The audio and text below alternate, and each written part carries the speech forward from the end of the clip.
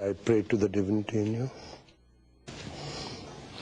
Before we explain next mantra, I'd like to give you a few subtle hints and points so that you can improve your meditation.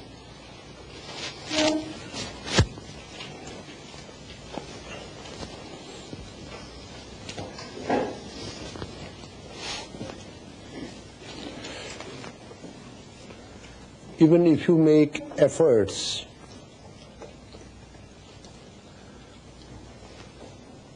on the path of meditation and don't improve, it means you are committing mistakes somewhere. First thing, remember, is posture. Postures are divided into two parts: physical culture and meditative postures. You should learn to meditate in a particular posture, form that habit, and see that it is comfortable and at the same time makes you steady. No matter how many months it takes, it will not take more than 2-3 months. Not. Even if you are most third-class student, it will take only 3 months. For habit formation, punctuality is very important. Be punctual. Every day at the same time, whether you like or not. Remember, mind and body have certain habit patterns.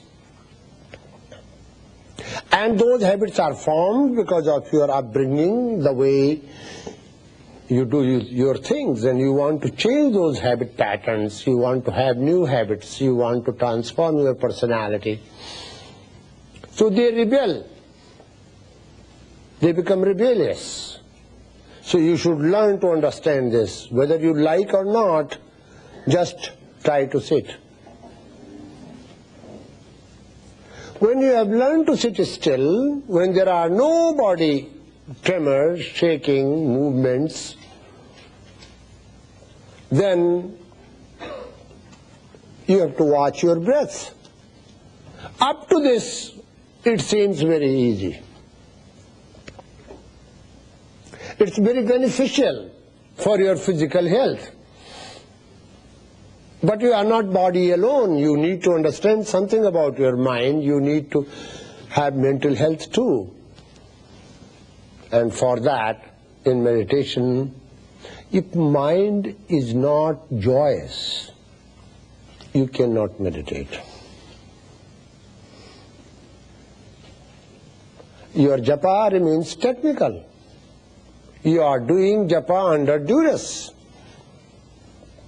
Because you have to do it, because you want to do it, but you are not prepared for it, and you are not joyous. So you have to create a joyous mind before you meditate. This is important. Mind does not like to meditate. One of the qualities of ordinary mind is it does not want to be disciplined, it does not want to be in order, it does not want to meditate. What will you do with such a mind? You have to create a situation for such a mind. And how? Not dealing with the mind, but dealing with your breath. For breath and mind are twin laws of life. You should remember that. They are very close to each other and they function with each other closely. Anything that happens in your mind is reflected on your body, and anything that happens on your breath reflects on your mind. Mind, breath is barometer of your body and mind both. The science of breath, if properly understood, is complete in itself. That can give you a glimpse of the divine in a second's time. You are breathing, I am breathing. Without breath we cannot live. Life is breath. Who is supplying this breath to us? There is only one proprietor of all these bodies. What business do we have, what right do we have to hate each other? Why do we not see that there is only one Father, one Lord of life that is supplying breath to all?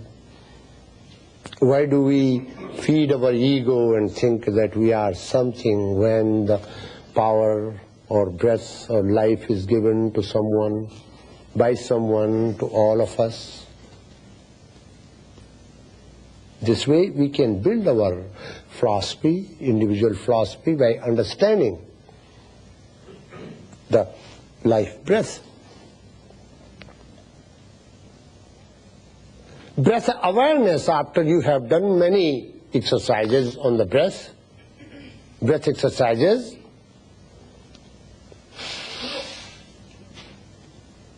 then you concentrate on this point. That's called bridge between the two nostrils. But remember that immediately it is not done. Physiologically, you will find a different graph if you monitor your breath. Here the breath becomes very fine. Fine breath is very good, but short breath is not. There is difference. So first you should have long breath. Inhale, and twice of that learn to exhale. That is the best way of inhalation and exhalation, the condensed exercise of pranayama. The amount you inhale, twice of that you exhale. And go on expanding that span. Now you have to go to next step. For pranayama you can use the fingers, but not for meditation. You don't do that. You use breath awareness.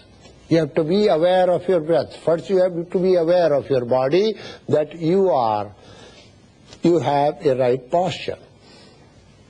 Right posture means a steady posture that keeps your head, neck and trunk in a straight line. And yet you are comfortable for a few minutes. If you can do it for 10 minutes, you have done it. But in 10 minutes, the quality of steadiness should be supreme.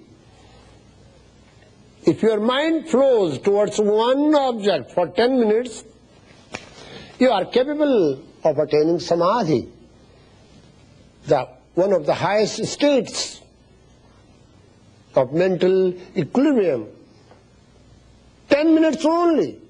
But what happens during 10 minutes time? 1,000 times mind runs here and there and comes back. No. Tail dharavat.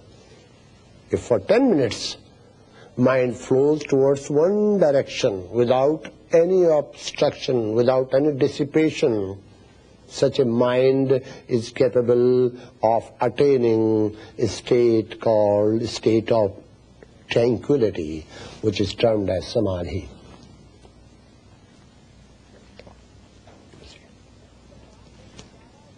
The path of vichara we will explain. The philosophy of life and the universe will be known to you if you are fully prepared. If you are not prepared, you will not understand. The meditation should be joyful. Why it is not joyful? Because you have many other desires. The desire for meditation is secondary desire. Other desires have prominence. That's one point. That's why your meditation is not joyous. Your meditation is only technical because you repeat like a parrot. Ram, Ram, Ram, Ram. You can teach a parrot. You see. But the meaning of the mantra, with all its feelings, should be assimilated in your heart. One day I told you, when you talk to someone, use your head. But when you listen to somebody, use your heart. You see? It had some meaning. If you use your head only and not heart, you will be not assimilating the essence of someone's saying. Prepared students. There are varieties of students. When a teacher lectures, he lectures journal students. One category. Another category of students. Students who like to learn. Yet they don't know they have capacity, understanding, they are fully equipped or not. Another category of students. They want to learn, but at ease, in their own way. Another category of students, they learn,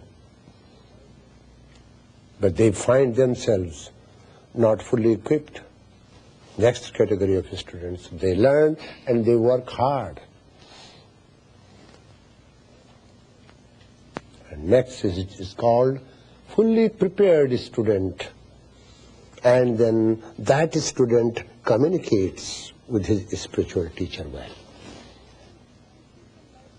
And the spiritual teacher likes to give all the experiences he has. On the sands of his experiences, he finds the print of the Atman. He says, come on, these are the prints of the Atman, you follow. Mahajana ena gatasya pantha. There's only one way for you. And the way is, the great people have followed this path. You have to follow this path. This is the path. Don't worry now. You are free. First freedom that you attain is freedom from the bondage of the karma that you create for. You are doing karma for yourself. Karma is binding if you do karma for yourself. If you learn to renounce the fruits of the karma and go on doing your karma, karma will not bind you. Karma might become a sort of means for you to furnish sadhana. And when your nature becomes sadhana, when you become sadhaka, then it's easy for you to attain and understand the great sayings. Great sayings have come from the great heights. When you do not understand them, it means you have not attained that height where the great man is saying. In all times and climes there have been great people. And many times you don't understand the sayings of the scriptures and you think that they are contradiction in the scriptures. Here the Upanishad, the message of the Upanishad is to be fearless, non-attached, and have Brahman consciousness all the time. There is no death for you have attained immortality. Death and birth are two gates, and if you like to go through one, you come out through other. But it's your desire. If you want to serve your people, if you want to serve the suffering masses, you can do it. If you want to be in the ocean of bliss, you can do it. You see, it depends upon you. So the Upanishad says Brahman consciousness should be developed for. And there are many ways of doing it. Through devotion, you can. Through karma, you can. But without jnana, you can attain the Brahman. Without the knowledge, real knowledge, knowledge of the Absolute. There are various categories of knowledge. Many steps of knowledge. Gradually, step by step, you attain. Mind does not want to meditate. Mind does not want to be orderly. To make mind orderly, you will have to put yourself in discipline. You see? Mind says, why are you sitting and wasting your time? Because mind is in habit of doing other things. You see? So your technical sadhana should become a part of your life. It should not remain only a technical sadhana. It's not joyous. There should be joy in your sadhana. And when you started having joy, then you think that you have started doing sadhana. Oh, when my time of meditation comes, you long to have that time, to meditate during that time. You meditate at 9 o'clock, and it's 5 o'clock. You see, you just feel that I have to meditate at 9 o'clock. I like to meditate. Oh, it's only 6 o'clock, 5 o'clock. I wish it was 9 o'clock. When you have that feeling, then think that you are a good student on the path of enlightenment.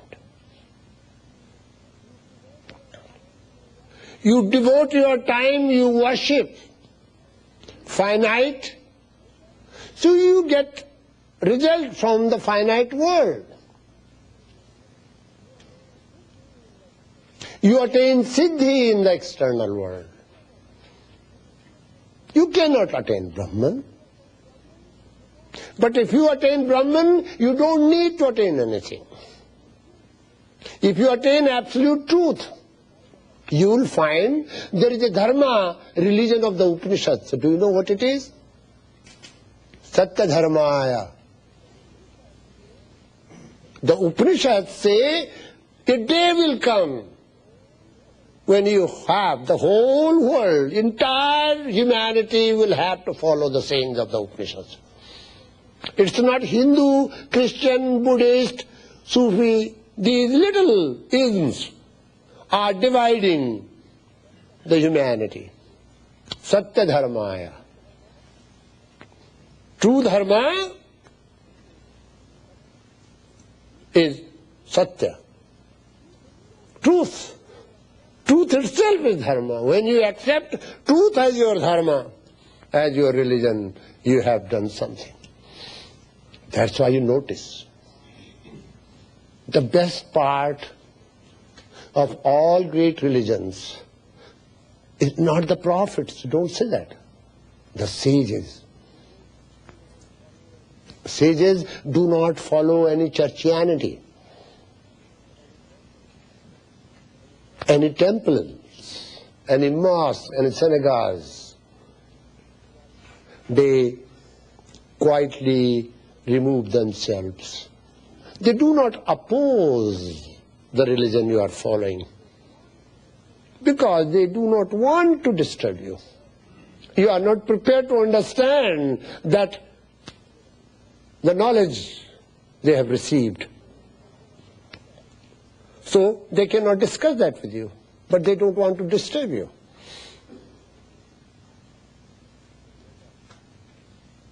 So remember, you can leave this garment exactly the way you change your shirt.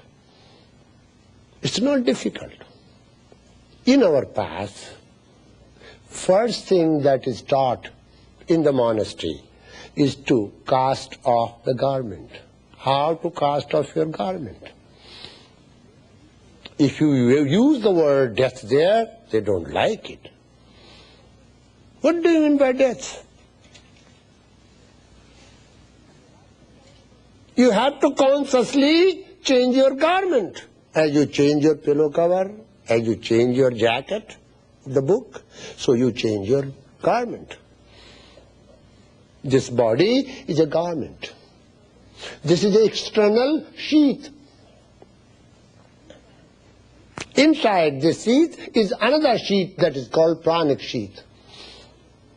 If pranic sheath is not properly arranged, the physical sheath will not function well, and mental sheath will not function well. Third sheath is mental sheath. Fourth is another blissful sheath. There is another subtler sheath, and that is residence of the Atman, permanent residence of the Atman within it. You see. So slowly you are getting into the fortress. You are never lost, don't be afraid. Many times what happens, when mind experiences something, nothingness inside, you are afraid. I might become insane, I might lose my mind. Am I right? But don't worry. You will not lose your mind when you are within yourself. You lose your mind when you are outside. You lose when you are outside home. You never lose anything at home. It is already there. So those fears of loss will come because of your external habit patterns. Don't be afraid. You are fully protected when you meditate. Tomorrow is brought into today, and today is brought into now, and now is part of eternity, and that is what meditation means. You see. Don't listen to that part of mind says meditation is not a joyous deed. The best of all actions is meditation. It's a search, it's exploration, it's going within, it's going on the journey without movement. That's why meditation is very good. So you have heard a word, I have spoken to you, and that is called Sandhya. Oh, Sandhya means when to meet, not simple meeting. It's called pleasant, joyous wedding. As a boy, friend meets girlfriend, that is mere meeting, they part. No, it's a permanent wedding. Whenever you want, you can apply that.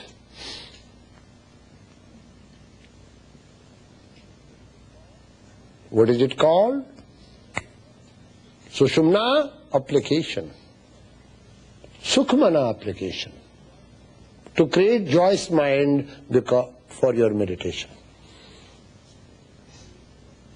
So gently, gradually you come up, making your breath fine, and once you start focusing your mind here, breath becomes very fine. And sometimes you might feel, I am not breathing. No, you are breathing. It's not possible for you to live without breathing. But your breath is very fine. There is a keen competition between mind and breath. And you should allow them to enter into competition. When breath says, I will become so fine, oh mind, you cannot notice. Mind says, no matter how fine you become, I am going to notice. When a sadhaka gets into that competition, he finds a great joy. Mind wants to know. Mind becomes very subtle and breath becomes very fine. They both play with each other. And it's a wonderful game. But before it happens, there is a pleasant wedding that is called Sushumna application. When sun weds the moon, When day wets the night, when heat wets the cool, it becomes very pleasant. And that pleasantness is important for meditation. Without that, meditation is not possible. Or if you are making effort, do it. It remains only technical. That's why I say systematically, if you follow the path of meditation, it's not difficult. But you have a habit of jumping. You want to jump. You see, don't do that to yourself. Whole life you will be jumping and nothing will happen. You will remain only a monkey. So stop jumping, steadily go forward. Even if you pretend to do meditation, you will have beneficial effects. Remember that. It's very beneficial for you. You should remember that. Even pretending to do meditation. All the mothers should try to meditate, to teach their children so that from the very beginning they learn to be quiet and still. Many women do not get pregnant because they are very hyper, very anxious. When they become very anxious, in that anxious moments, anxiety is created and sperms are killed. Let me tell you this. But when they learn to be calm, there is no problem. They get pregnant. Many of them don't get pregnant. There is no problem with them physically, physiologically, gynecologically, no problem. Why? Why does it happen? Your anxiety has got something to do with your biochemistry. This is true. When I was in Hamburg long ago, there was a doctor. He was a German, but I have never met such a handsome man in my life. Never. The way his teeth were fixed by Lord, it was unique. And any woman would be attracted towards him the way he used to smile. Elegantly. Tall, handsome man. He was a doctor, well-qualified man. So he got married to a nurse. I was there during those days. It was in 1953-54 I'm talking about.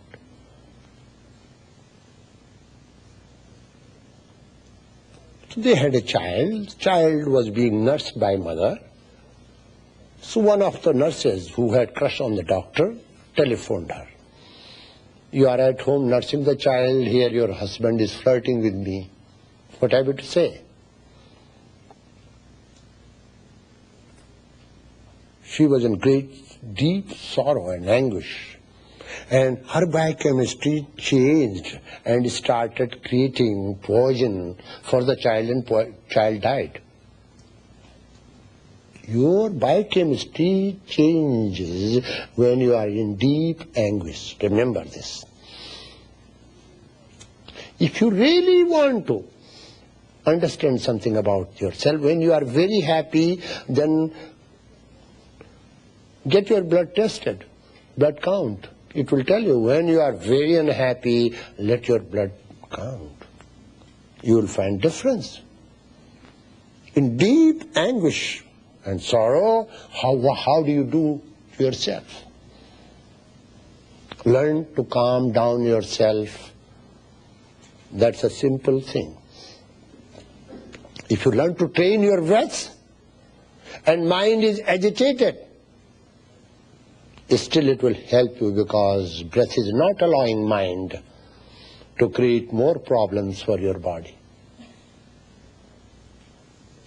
As it is important for you to calm down, learn to have a steady posture, it is important for you to have serene breath, and then it is important for you to apply Sushumna.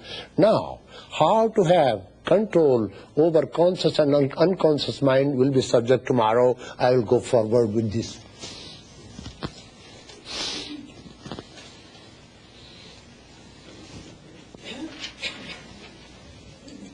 Unmanifested reality or truths. What is unmanifested? This is all manifestation. Any form and name has come from its origin, which is unmanifested.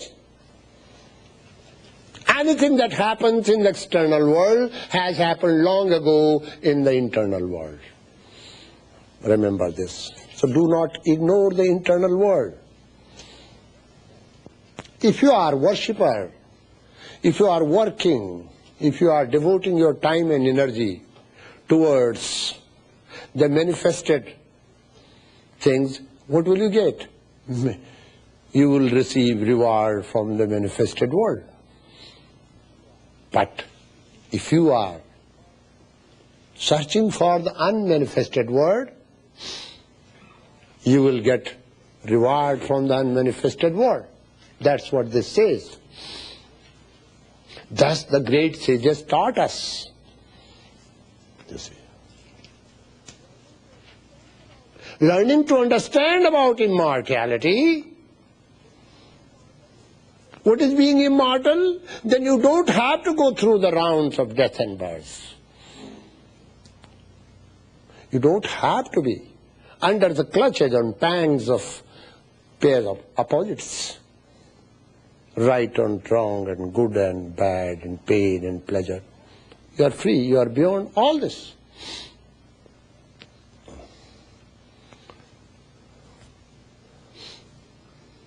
There he says, Prakriti. What is that manifestation? How do you come into manifestation? That force which is responsible for the manifestation is called Prakriti, mother of matter. You see. Not mother of energy. If you compare modern science with certain sayings, you will come to know the seers of the Upanishads knew all the underlying principles of the science that are being followed, observed and experimented today. The unmanifested Prakriti and the manifested Hiranyagarbha. The same is Hiranyagarbha.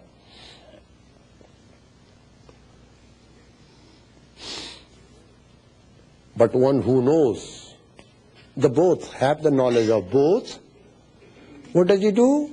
He is free from the fear of death. Among all the fears in the world that you have,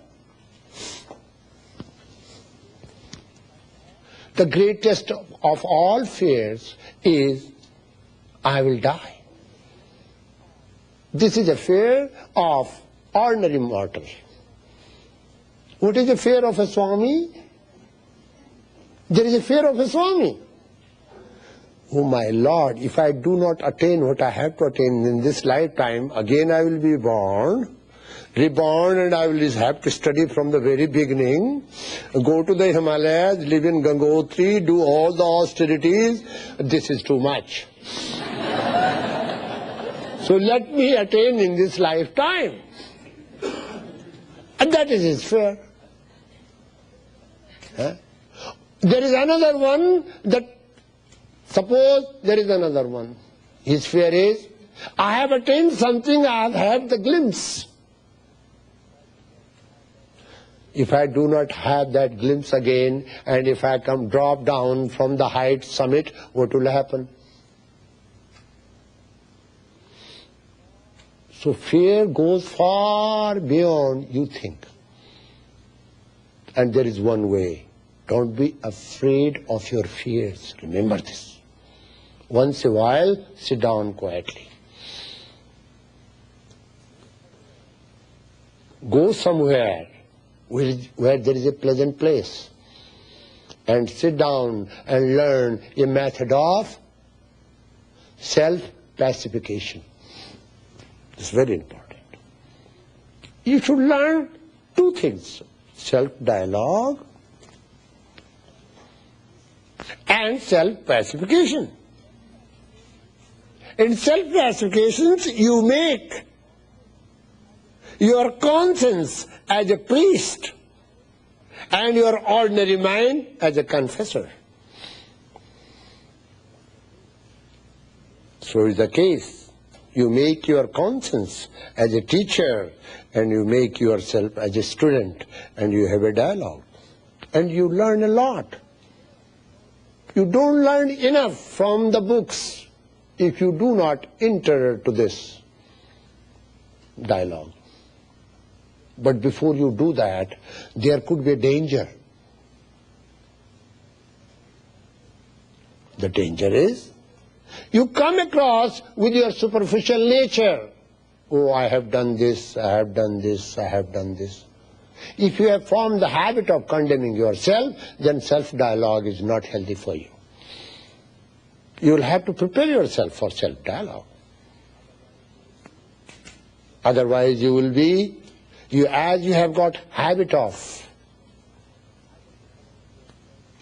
identifying yourself with the objects of your mind, you will immediately go through it. How it is possible for me to see Brahman, to know Brahman? Because I am so bad, I have done many things. I have done sex freely with many women. Many women, I have done sex with many men. I have stolen things from my home, nobody knows. I have stolen things in my classroom. I have copied and I have secured first class. You are identifying yourself with your superficial deeds. Ramakrishna Paramahansa says to his disciple, if you go on condemning yourself, when will you realize yourself? Don't do that. For this, you have to learn one thing.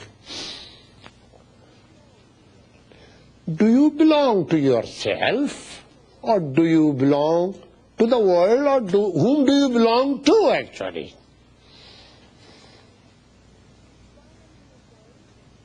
Finally you come and say, I belong to myself.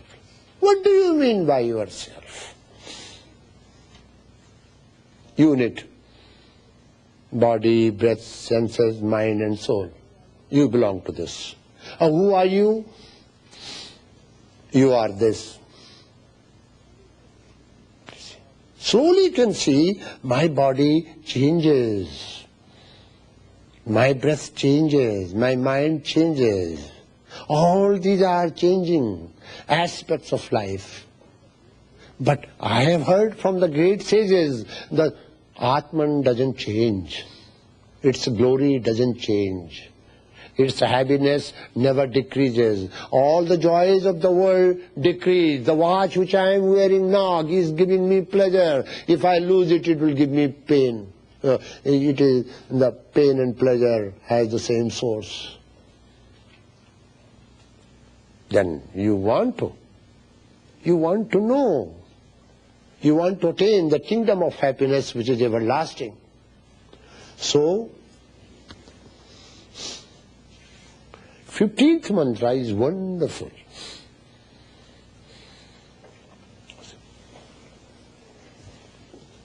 Hiranyamena patrena satyasapihitam dukham. Now you want to know truth, and having your religion, culture, country, you see nobody is robbing you from all this. You want to have Satya as your dharma. Essence of all religions is truth. So you want to say, I am Satya Dharmi. My religion is following truth. So what do you see? The highest of example in this solar system of ours, you see sun is the highest of examples. Not the water, not the fire, not the air, not any other element but sun. Why? Entire philosophy will be given by sun. And we are comparing, for example, sun and truth together. We want to compare. Why truth is hidden from us? Why Atman remains deaf from us? When we talk to our Atman, Atman remains deaf. When Atman talks to us, before that we go to sleep. You see. Who enjoys conversing with the Atman? Sage. Why does he enjoy? Because he has learned to go beyond waking, dreaming and sleeping state. He has attained the state of Turiya. One of the great poets says, in this poisonous tree of life, there are two immortal fruits, Atman and conversing with the sages, talking to the learned and experienced one who has seen the footprints of the Atman on the sands of the eternal experiences he had. You see. So face of truth is hidden by the golden disc. Why the word golden disc? Why not copper disc, zinc disc or iron disc, steel disc? Gold is glittering, very attractive, tempting. You see. So these temptations and charms of the world do not allow us to see the truth. The truth is hidden beneath. You see. We will have to free ourselves from the charms and temptations of the world. How it is possible for you to live? Yes, you can live. I am not telling you to retire from the world, go to the monasteries, go to the Himalayas, or Himalayan cabin or somewhere retreats. No. Live wherever you are. Learn to do your duties with love, skillfully, without any attachment. And then realize the goal of life. If you don't realize, misery follows you. You don't see misery around. If you want to catch hold of misery, you don't see. It's like shadow that follows you all the time. It's a part of your life because you have earned it, because you wanted it, you have it. So learn to understand that the face of truth is hidden by the golden disc. Hiranyamayana patena satyasapitam mukham. So you are talking to the sun of the solar system. Why do you want to see sun as a, example? Because sun shines for us all and never demands anything from us all. Sun shines and yet remains away from all. You cannot touch it. If you learn to live in the world and yet remain away, exactly the way sun shines, you shine for others and yet remain above, you are enlightened. That's why the mantra says, Ek Rishi. There is only one example in front of you, and that's the sun of your solar system. Look at how sun shines for all and yet remains far away and above from all. O man, O sadhaka, learn to live that sort of life, exactly the way remains. The door of the truth is covered by a golden disc. O Lord, remove this. When you come to the keyless gate, and it's locked for you, the Bible also says, knock, and it shall be open unto you. But one thing Bible never said, it's a phrase. Bible never says, knock only once. The clever, wise, now go on knocking it. Okay, if one knock does not help, I will go on knocking till last breath of my life. And one day it opens. Ask, and it will be given unto you. Ask only when you are hungry, when you are sad, when you think that nothing is helpful to you, nobody can help you at this time, then suddenly say, God, help me. You know what happens in grief? You remember your mother, please help me. Oh mother, I am not well. But finally say, Lord, help me. You think that there is something higher power whom we call Lord. But here the sage knows, his prepared student knows, disciple knows, that the face of truth is hidden by the golden disc. So he prays. It's not possible for me to be free from the charms and temptations of the world because I am surrounded by charms and temptations all the time. My mind is dissipated, my energies are scattered. I am told, my Lord, remove this golden disc. What will happen when the golden disc will be removed? What will happen to you when the charms, temptations and attractions are removed from your life? You will see the face of the truth.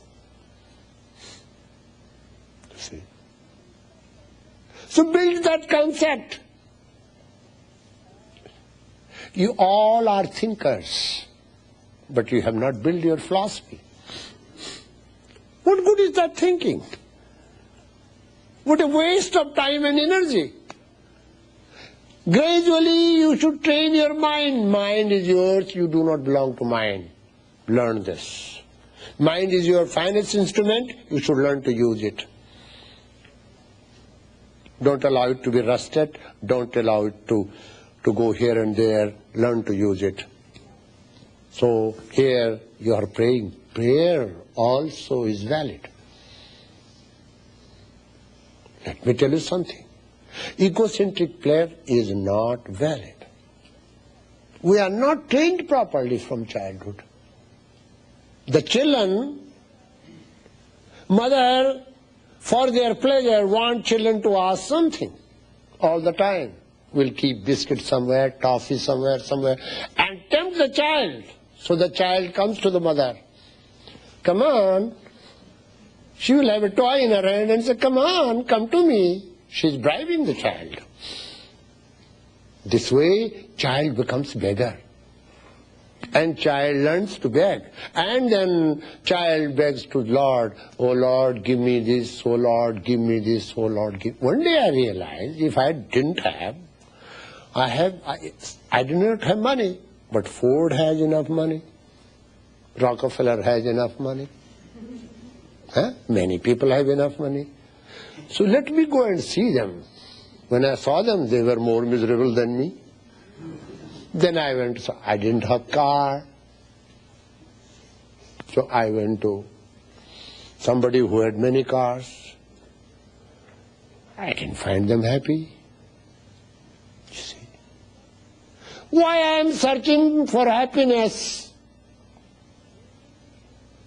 Making these small tools as the crutches of happiness for life. Why am I doing this? I am still searching for happiness outside, while the source of happiness is within me. You see. When finally I am tired, say, Lord, I am not doing egocentric prayer.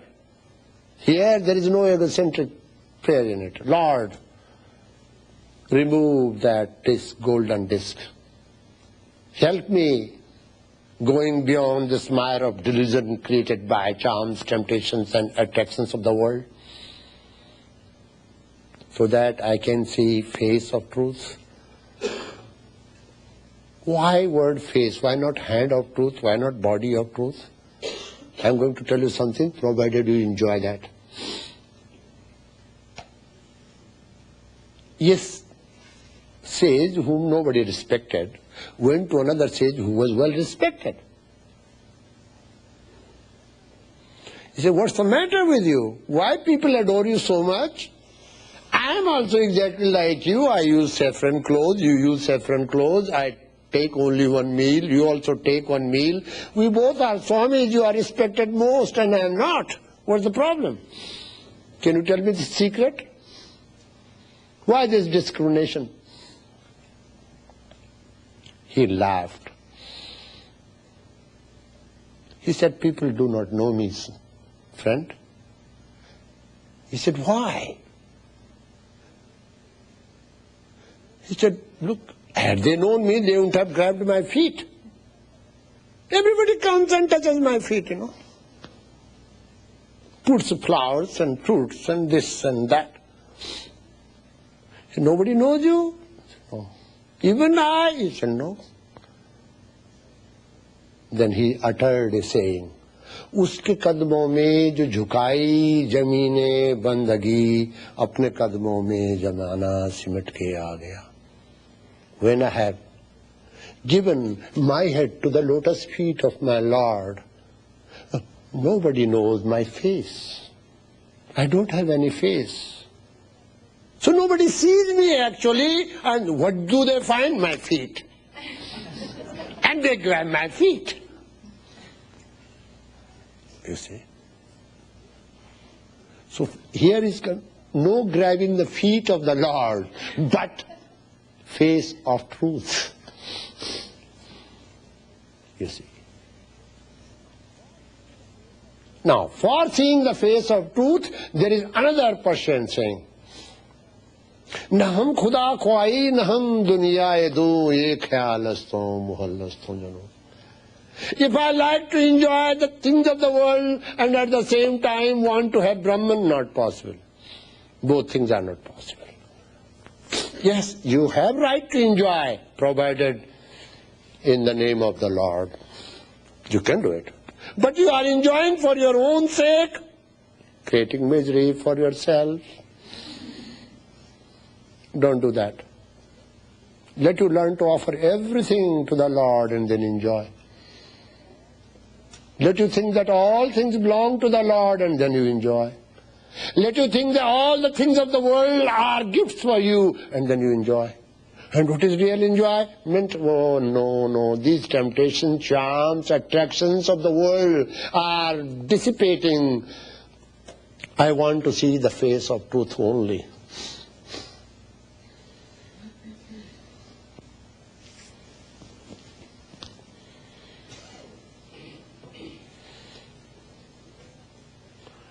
Remove it so that I, who have been worshipping truth. Why has he got that guts or that strength to say, oh Lord, remove this disc? Because he had confidence that he was worshipping truth alone. If you don't have that confidence, with full confidence he says, oh Lord, kindly remove this disc. I am helpless here, my Lord. I am your child and you are my father. Please remove this disc. You see. It means the time comes when you ask help from the providence. And there you meet. Ascending force meets the descending force. Kripa. You see. There was a rishi in Vedic period. His name was Kanav.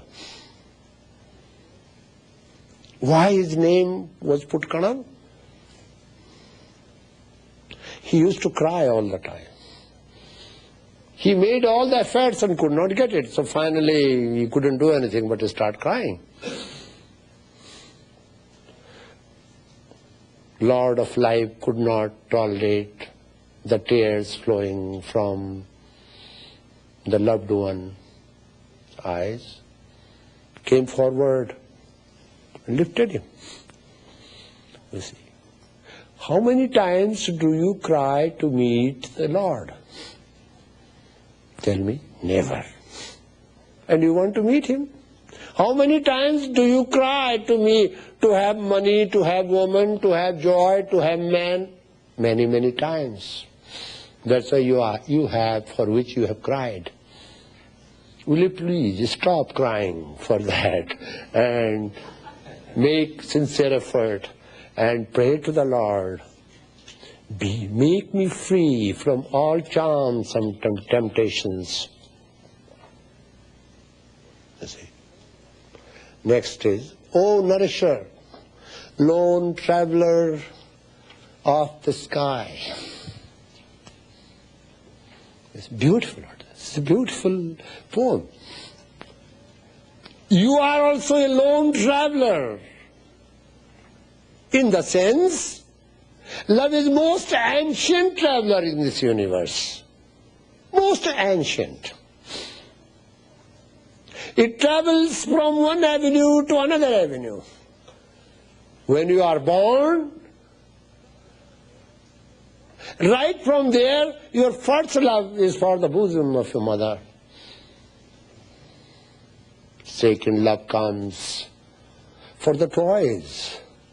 Love grows, it comes for the colors. Consciousness expands, it comes for the books, titles. Consciousness expands, it comes for the companions. Consciousness comes, it comes for the children. Finally, love again shrinks back and finds bewildered there. Hey, what have we gained?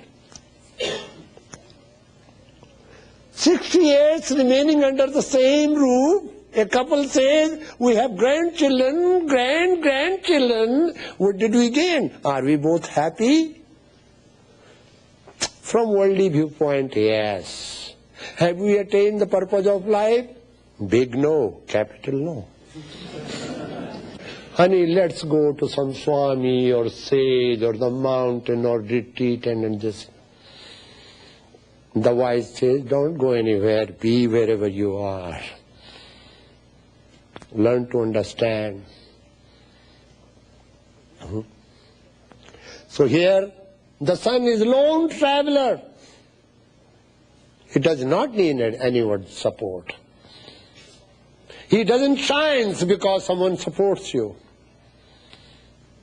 No. You all are lone travelers on this earth. Don't create crutches for yourself. Enjoy all the things and love all the things that you have, but don't lean on the things of the world. Don't lean on anybody. Don't make anyone as your crutch, for you are forgetting your essential nature. Don't do that. Let you be like a lone traveler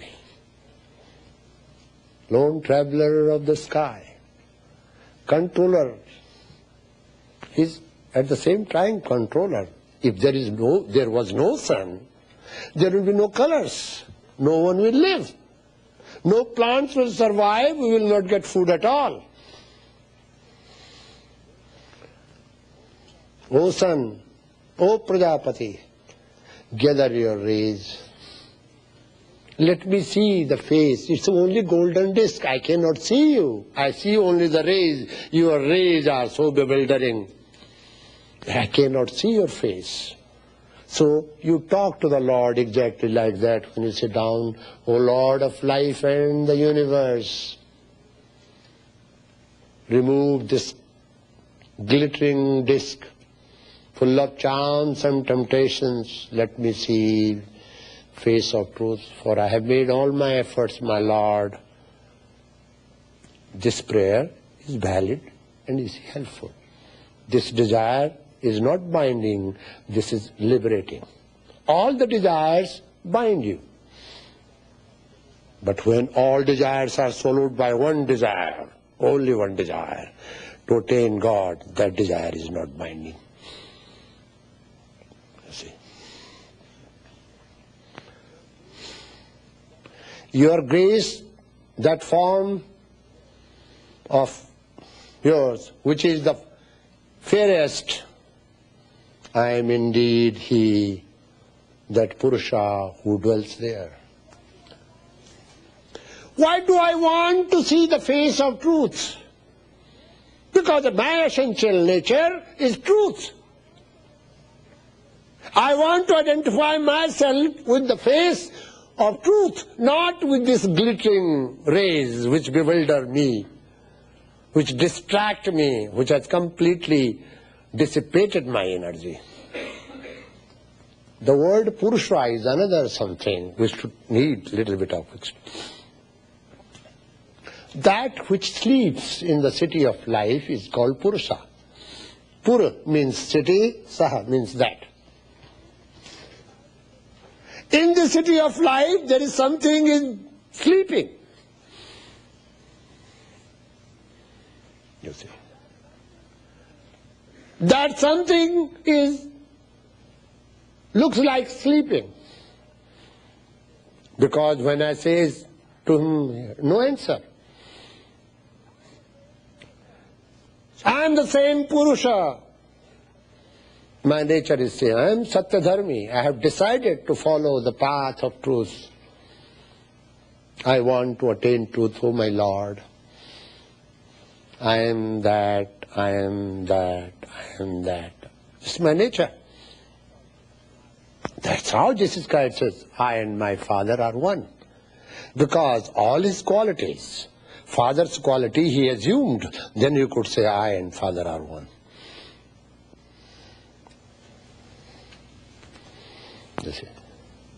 You have all the opportunities.